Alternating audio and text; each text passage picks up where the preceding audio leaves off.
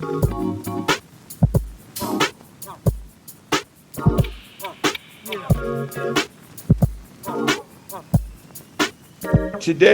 we're going to discuss Jamie Raskin, who sort of emerged as a pivotal cultural force. He's written a book called Unthinkable, and it combines two remarkable things that happened in his life. Jamie Raskin was the leader of the Democratic House contingent that brought impeachment proceedings to the Senate against Donald Trump. I guess that happened around March. It was based on January 6th. And just prior to that, on December 31st, he found his son dead in the basement of his home by suicide. So I just want to read a couple of paragraphs about that. The morning of December 31st, 2020, Representative Jamie, he's a progressive congressman from Maryland. Representative Jamie Raskin went down to his basement and found his son, Tommy, 25, lying dead on the bed where he had been sleeping while staying with his parents. He had committed suicide after a long struggle with depression. Raskin was shattered. He and his son had been uncommonly close, sharing a passion for legal arcana and late-night boggle games and an unyielding liberal idealism. 1 week after Tommy's suicide, a violent mob burst into the Capitol, forcing Raskin, a lawmaker from Maryland, to seek shelter in a congressional hearing room. And after that, he led the congressional delegate. Do you have an initial reaction to that story? I mean, just a couple more. Tommy Raskin was a second-year law student at Harvard Law. Jamie Raskin's a constitutional law professor. He has two daughters, adult daughters. He's been married to a woman since 1990 who's a prominent economic operative. She's had a lot of government posts. So it's a very political, idealistic family. Tommy was a second-year law student at age 25 at Harvard Law, which is where Jamie had also graduated. Do you have an initial reaction to that story about a man finding his son, I guess unwittingly, he didn't expect it, dead in his basement from suicide? They were close, and I think it's fair to say he had no inkling about it. Mm-hmm. Yeah, it's just sad, of course. That's my initial emotion, and my impulsive thoughts are that's a basically achievement-oriented family, but they all seem to follow in the same kind of path, and that there was perhaps not room for discussion among that family around things that are central to life. But I don't know. Well, he's put himself out in the open. I mean, we all have to be merciful. But, he's written a book about it. Mm-hmm. And it's unthinkable that would happen to somebody's child. And so I've actually written a blog post for LPP. I'm just trying to tune into it, actually, where I talk about what it requires for a person to avoid that fate. I mean, of course, it's hard to say what caused that fate. But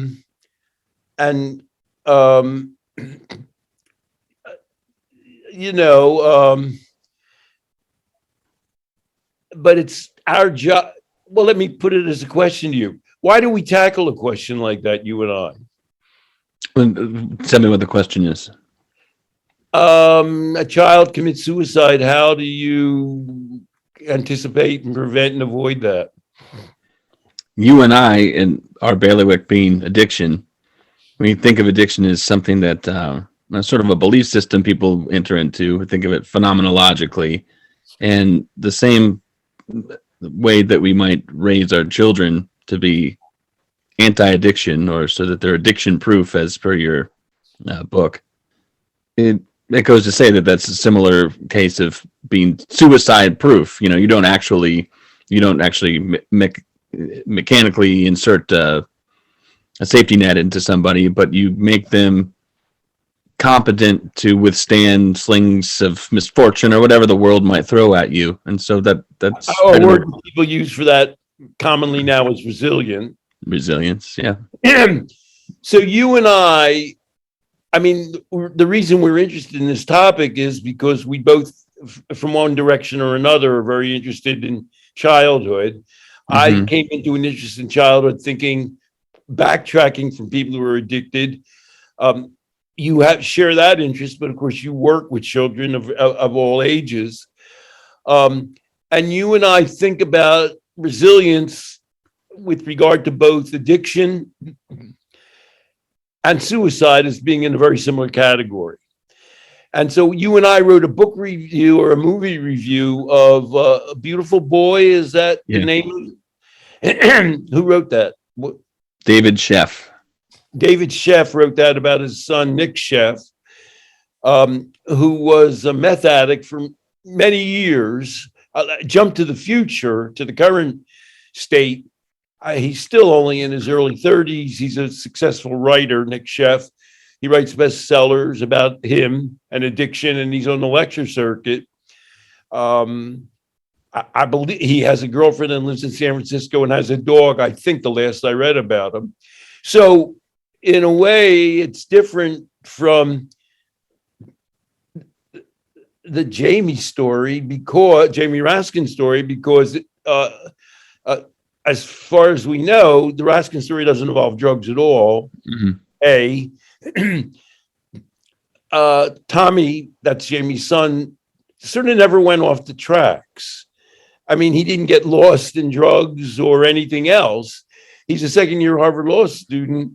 He's not somebody who spent his days, smoking pot or playing video games. He's a highly motivated, concerned, idealistic person. You might almost say he never had an opportunity to get off the tracks. You wonder about that. He didn't have the fortune to get off the tracks. Do you know what I mean? Now, he was 25. So, maybe I'll touch back into my own. I'm going to maybe talk a little bit about my own life. At the age of 25, I was teaching at the Harvard Business School. So I was less able to get off tracks than him. I already had a Major League Baseball job, which was a lot of pressure.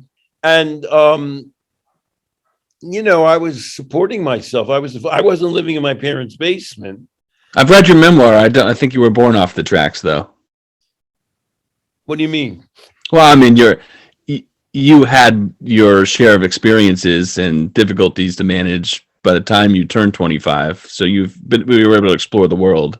I think that's true. The joke I used to make is about my life as an adult was I worked less hard and was less in a harness during the week, and I worked hard than people my age was. I had 3 children, and I worked harder on the weekends, which is another way of saying, well, I wasn't on the tracks.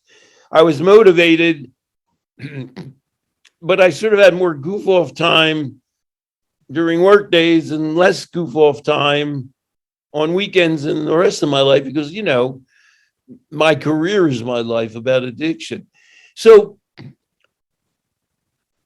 Jamie Raskin, the congressperson, he's sort of like at the center of the universe right now because Trump didn't get convicted. And now we're concerned about democracy going off the tracks. And Jamie Raskin says, I'm not going to stand by and let that happen. And he got thrown into the middle of that whirlpool, and he discovered his son dead on December 31st. And January 6th was when that invasion of the Capitol occurred. So he's written this book, and he's a darling of progressives, and I watch MSNBC. He's been interviewed by every host on MSNBC. I know, so I know what his rap is. So he's swirling between talking about what's going on now. They're investigating um, the whole insurrection. And, naturally people say, well, we're sorry to hear about your son. What do you want to say about that? I guess unthinkable is that both of these events are unthinkable. And Hmm. I'm aware of what he says. And this is what he says. I should have talked to my son about suicide. It's sort of, and he likens it to not talking to your child about sex. It's sort of like maybe an uncomfortable topic. And he avoided it. And now he regrets it. How do you react to that meme and that concept of what he should have been doing? I could take that one way or the other. Like in some ways, you do want to talk about sex, you do want to talk about drugs, and you do want to talk about things like suicide. Not pretend that they don't exist, but it depends exactly what you want to talk about. How do you want to frame that thing? Like, is talking about drugs, let's say, is Dare talking about drugs, drug abuse, resistance education? That's talking about drugs, but that's talking about why you can never do them. Or similarly, you could talk about suicide, but talk about why it's a horrible thing to do and it's not realistic. But more constructively, you could talk about drugs in terms of people use drugs. You might run into a situation where you use them, and you might talk about suicide or sex. Like you might get into the place where that seems like a valid option, and here's the antidote to it, or here's what you can do in those situations. So I agree with him as long as he's thinking about it constructively. I view it slightly differently on this one, Zach. I think talking about suicide is sort of talking about nothing. Mm. And I should interject here, I had one sibling, he committed suicide as an adult. My wife had two brothers, one of whom committed suicide as an adult.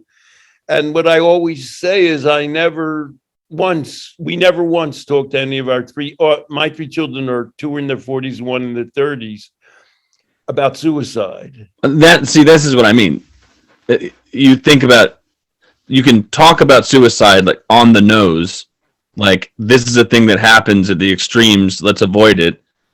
It's more constructive to acknowledge that that's a thing that happens, but not focus in on it as the thing. You don't focus on the thing you want to avoid as the center of the conversation that you have while raising your kids and instilling something. So I mean, for example, I attended the memorial service of my brother with my two daughters, and my youngest daughter was very young, and my older daughter was still just a teenager. So well, how are you going to avoid going to the memorial service and people know he died? So, and they know what he died of. But this gets back to your original comment. We're interested in the underlying issue of resilience. So we don't. Well, I'll tell one other story. I'm in family mode. My wife, my former wife, removed our youngest daughter from Dare. She wouldn't let her go because our youngest daughter came home and said, well, they have a party, you have to attend it. And the Dare officer said, look around you, look to your left and look to your right. One of the three of you is going to die of a drug. He probably said overdose. And my former wife said, oh, for God's sake. She says, I don't want you attending that. She was a strong, independent-minded person. So we didn't approach drugs by warning them about how it'll kill you. And yet, I think we would think we were producing resilience-oriented children. All my three kids have jobs, careers, partners. I won't say they haven't had issues, but none of them has been in rehab or a mental care institution, which, somebody might say, well, that's a pretty low goal to shoot for. But you and I are in a business. We know you were part of an organization, Parents for Sensible Drug Policy, a lot of which was anchored in people whose children had died as a result of drugs. So you and I are conscious that these things happen, and and we want to avoid them. And the way we approach it is by encouraging underlying resilience and following basic principles about child rearing. So you might say somewhere in our mind, we're thinking about drug abuse and drug addiction and suicide or mental health, but we don't term it that. We work on the fundamentals. And so the blog post that I talked about, I just talk about 4 principles. Teach children to engage in life.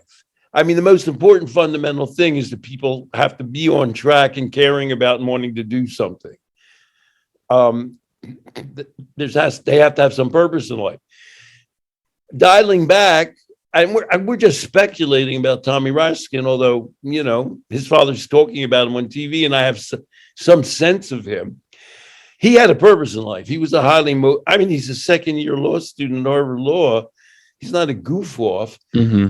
And his father says, he was highly concerned and motivated by things that are going on politically, which he couldn't avoid. So that number one thing that we're very concerned about, Tommy Raskin had. Then I'm reading from the blog post, make sure your child focuses on their own well-being. We're aware that our children have to be healthy, that they have to take themselves into account. We want them to eat right and to exercise. We want them to prepare for the future, do well in school. And we want them to, look at themselves as something of value, a person of value that should be cared for, which would be, that's the answer to a question.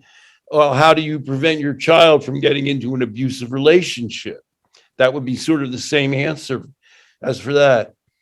But then number 3 gets back to something, where I was teaching Harvard Business School at the age of 25. I was the youngest person to teach the Harvard Business School since Robert McNamara, who had been the president of Ford Motor Company and became the Secretary of Defense during the Vietnam War.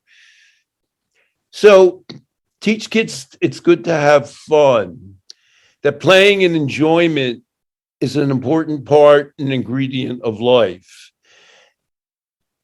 Well, although, I don't know what Boggle is, but he says that Tommy was somebody that enjoyed playing that game. But you do get the sense of him as being weighed down by the woes and cares of the world around them.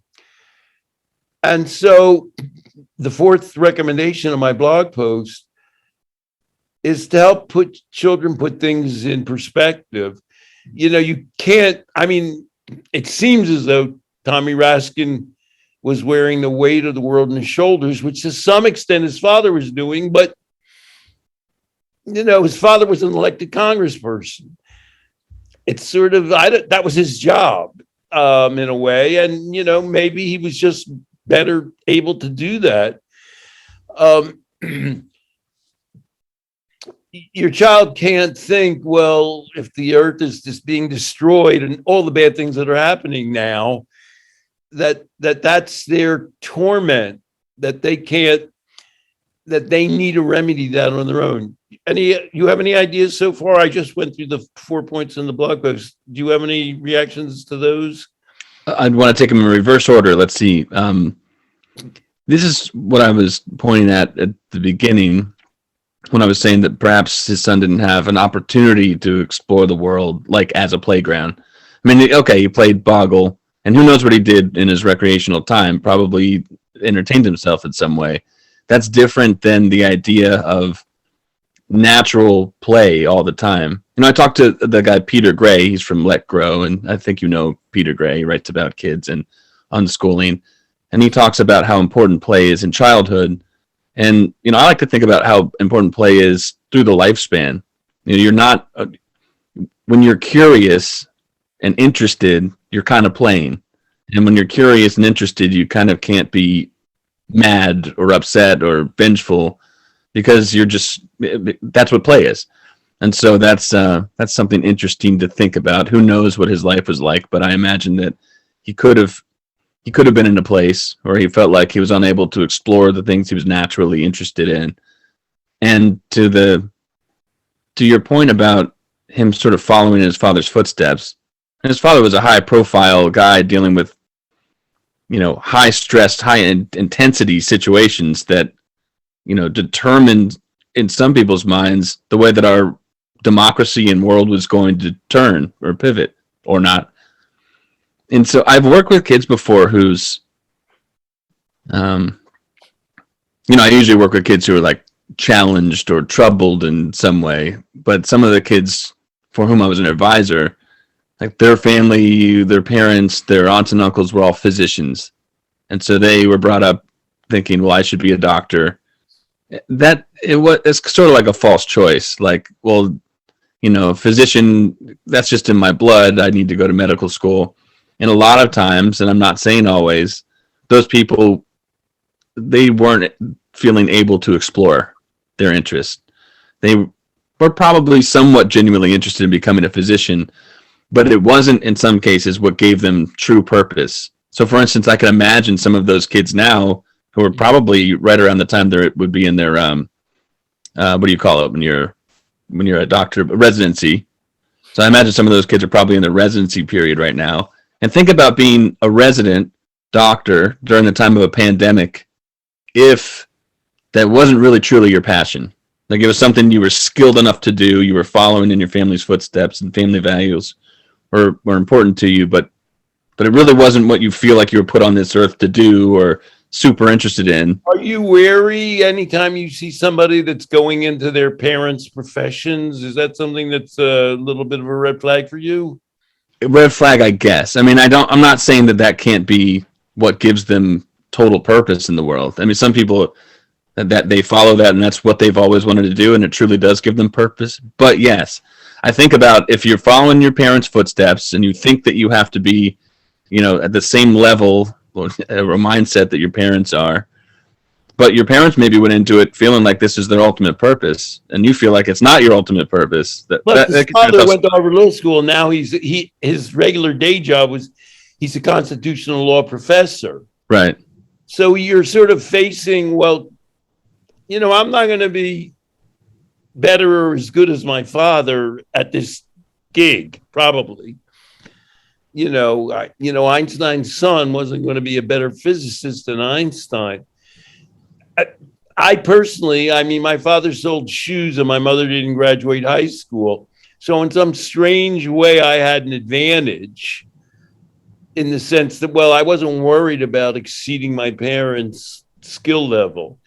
So when I had 3 kids and my wife had an MBA and I had a PhD and later a law degree, the issue for me was, well, how do you chase along your strengths and interests? Mm-hmm. But they should do your job, although I don't sort of have a job. And so I'm glad all 3 of my children are highly productive, and all of them I could see. Well, my older daughter is is getting her PhD residency in school-based counseling. My youngest daughter's sort of a writer. She was a staff writer for some magazines, and now she's a freelance writer. And my son, I have some technical skills, is now a big-time software e-commerce engineer. So I could see where sort of all of their interests kind of derive from me. But I don't have a career, but none of them is doing me, you know what I mean? They've all got their own gig. Mm-hmm. And that seems to be a good way to go if you can do that. You don't want your child to sort of, I knew a guy, I lived next door to a man who was a famous exercise physiologist, and his son said, well, my father's one of those, he taught at Columbia, famous guys in the field like this, I'll never be able to match him, which is true. So, don't try or don't go into that line of work. So that, you want them to be purposeful in their own direction. It'd be nice if they admired you and learned your skill level, but they shouldn't want to be you. And you do, Jamie Raskin and his son both went to Harvard Law School. I mean, you don't want to avoid that. My son went to Penn and I went to Penn. but that's a little too on track, you know.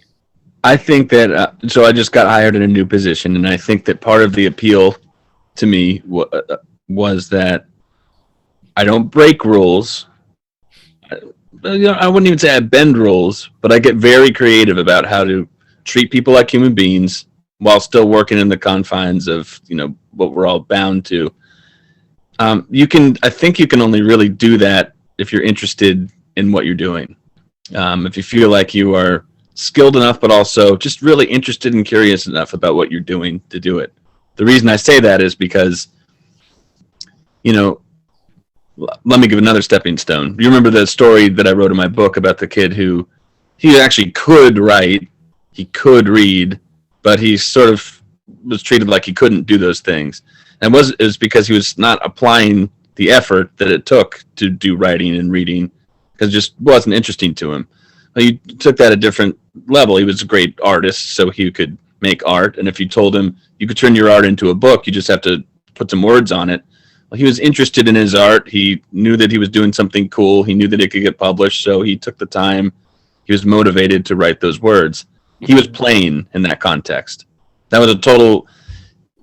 If you're raised in a field where you have the overhead of my father's very successful at this, and you think you have to follow him in the tracks and do the same kind of moves as somebody like your father is doing, whether it be a lawyer, a doctor, or some other high-profile position, and you don't get the opportunity to play in a way that motivates you to do the job constructively and creatively, you're lost.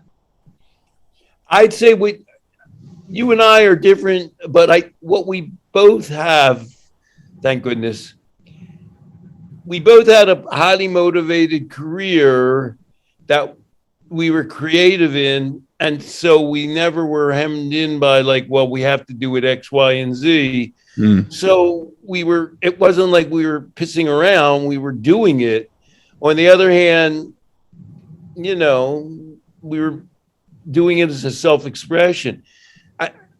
So when you were talking, it reminded me, on the one hand, Harvard Business School. Whew, when I went to the Harvard Business School, there were 80 people in a section.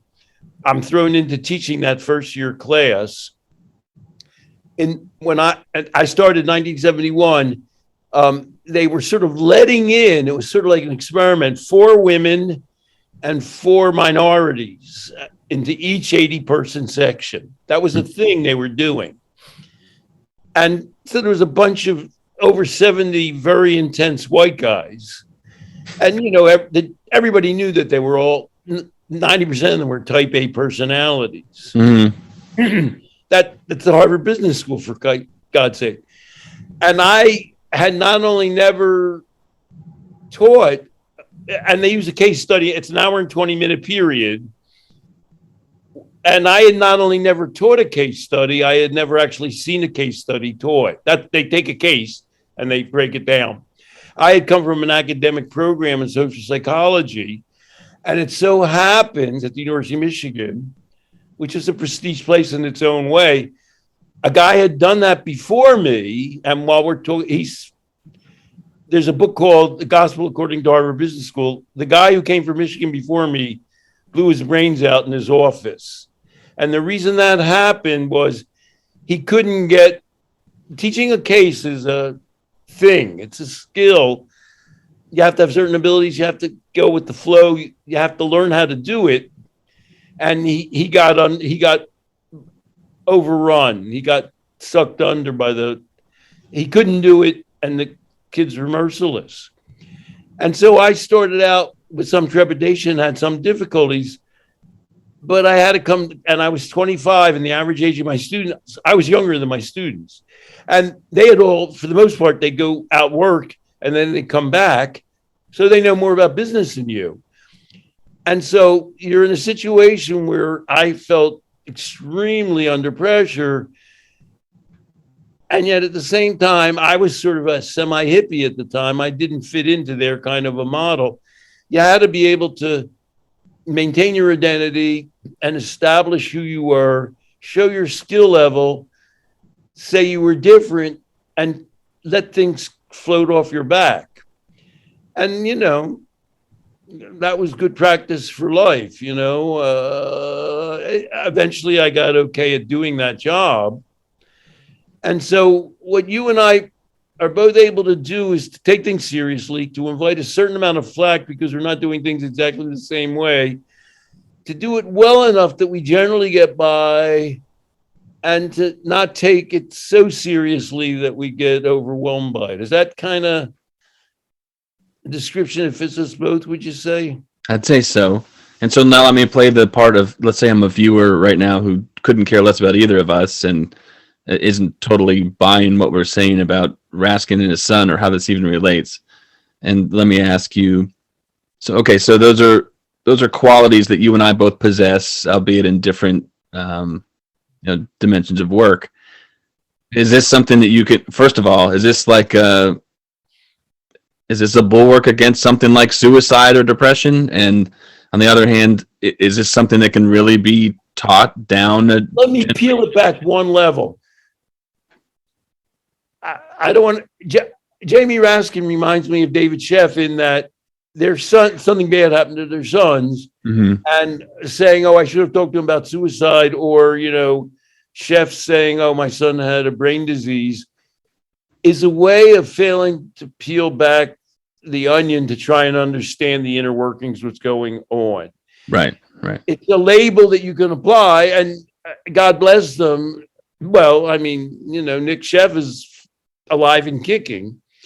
It's a kind of a way of categorizing what happened. And I don't think it's that. What we're trying to do, for better or worse, talking about ourselves or the blog post, is how do you strip back the mechanics of how a person engages in life successfully, more or less successfully. And the one answer to that question is we avoid labels. We don't look at somebody and say, "Oh, he committed suicide because he was depressed." Or we don't say, "Oh, he became addicted because he had a brain disease." We tear away the frontage and we say, well, what are the mechanics? And that's your job. What are the mechanics of how this person is living? How are they relating to life and themselves and the people near them? You're dealing with kids still in school. You're talking about their families. What are those mechanics?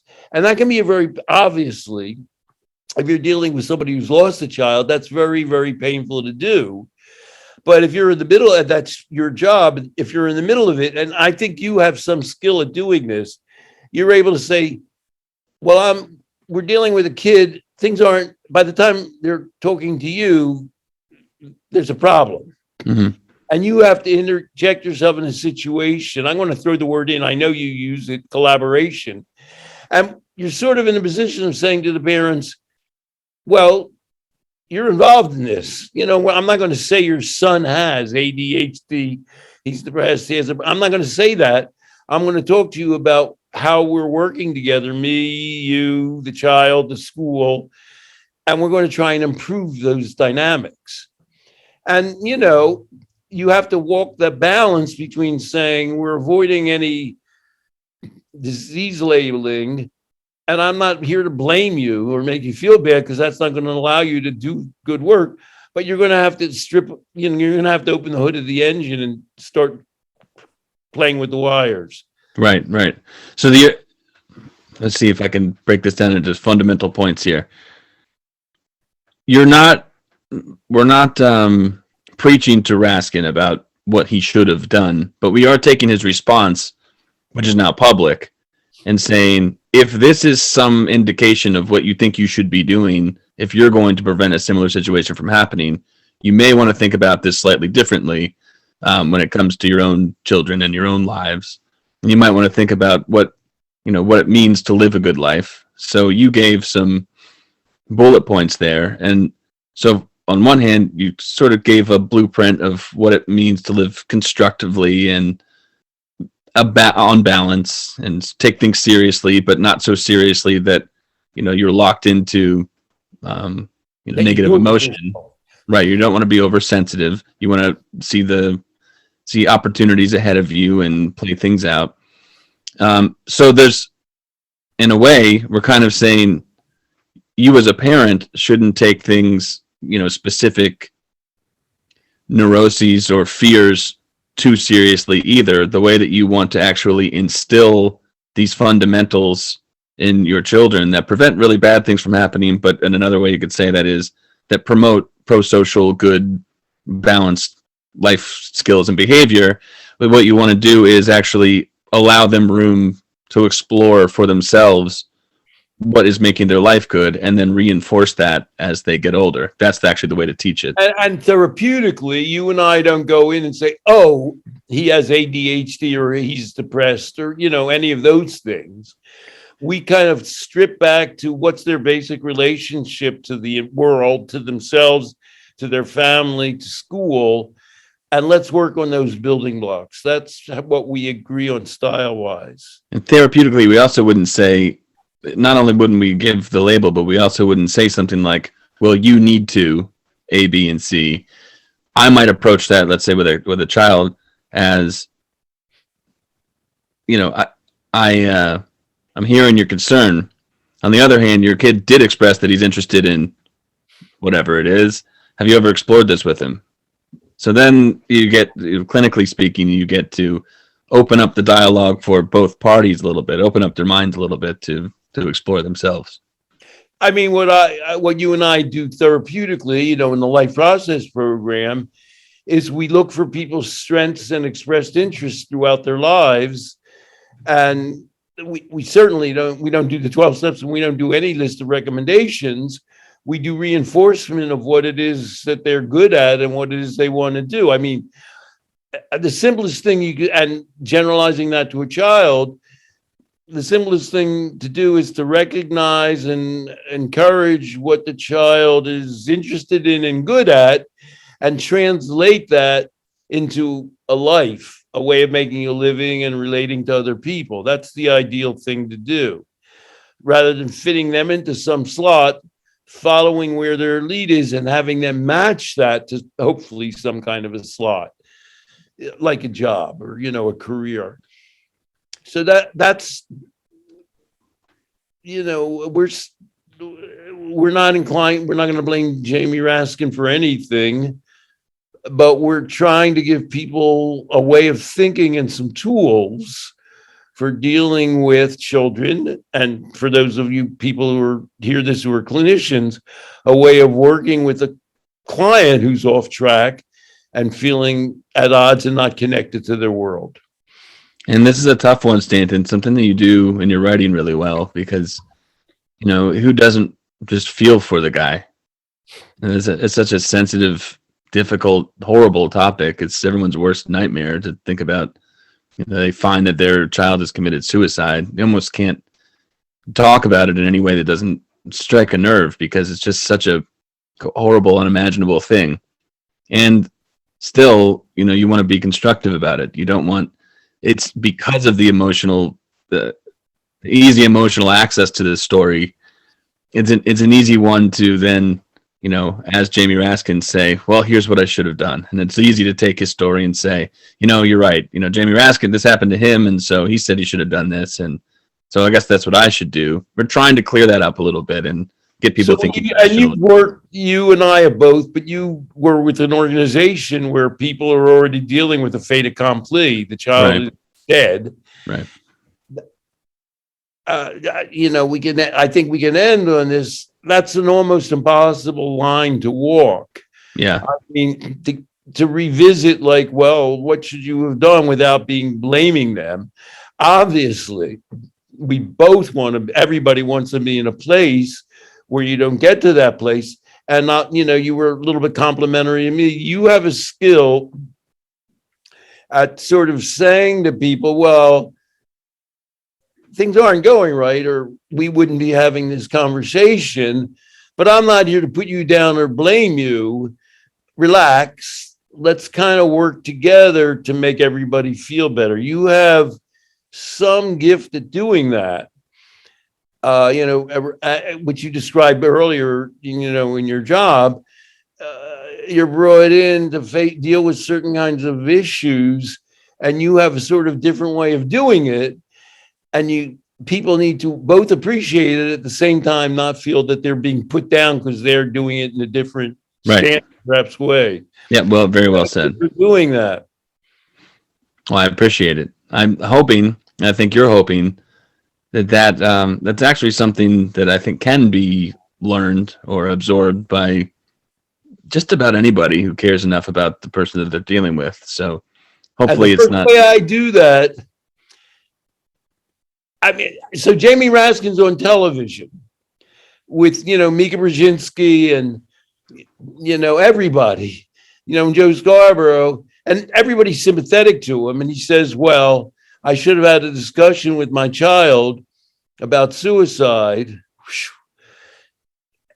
That's nothing. And I think in terms of, I mean, Joe Scarborough has children and me and Brzezinski have children. They've thought about, and, Willie Geist, they all have children. They've all dealt with some kind of comparable issues. There's not a suicide basket where you think about this. They're all thinking about and have thought about, well, how is my child going to get along in life? He's got sometimes issues arise. How are they going to make their way forward in life? Maybe in a way similar to the way I've developed some gifts. They're all highly successful people. And so for you and me, step one is often to eschew labels and quick fix solutions. And so when I'm watching Jamie Raskin on television, I'm thinking everybody's sympathetic to him. They're, saying, oh, I'm glad we're having this discussion. I don't find that discussion that helpful. And I almost think that we could talk to the people whose children are still growing and get somehow more insights into what other people watching television, just because your son's been suicide, unfortunately doesn't make you an expert on anything. Let me put this another way. We all have moments in our lives when we can look at the problems around us, maybe on whatever scale, family problems, our problems, the world's problems. And you can get into this mode where you think, I wish I could just close my eyes and then wake up and the problems would be gone. And in no circumstance could I imagine that being as salient as your child dying. I wish I could close my eyes and wake up and this was a dream. And that the kind of advice you might get from that kind of a mindset is one that we could easily map onto. It almost takes advantage of our impulse to wish that something magical would happen to take away our problems. And so that is, I'm trying to reflect. That's what you're. I think it really, in other words, it's almost a magical solution to sort of say, oh, well, here's the answer. Here's what will solve it. But there are no magical solutions. And one step, I mean, Tommy Raskin, well, he's talking about his son being depressed. If they had a solution for depression, they had good health care. Right. I mean, they could get whatever psychiatrist, whatever medication the world has to offer. I don't remember him discussing that. They could get the best viable care you can get. And that wasn't the solution. So we're avoiding magical answers. We're avoiding labeling. We're avoiding thinking you can turn a child over to an expert who will solve it. We're down to the nitty gritty of people, individuals, and families. Well done. I have nothing more constructive to add than what you just said. All right. It's a depressing topic. And, I'm just going to get back to, well, why do you want to talk about this? Because one way and another, your profession and my profession, we're about solving these problems, but we're about avoiding these problems. And you have to look at them thoroughly under a microscope to be able to do that. Right. So that's to do that. And that's the opposite of what I was getting at. We want to encourage people not to close their eyes and try to avoid the problem and hope that something magical will happen. Take it into your own hands, do something about it, actually do some observing and thinking about what might make life more constructive. All right. Sign off on that? Sign off. All right, Stan. Thank you.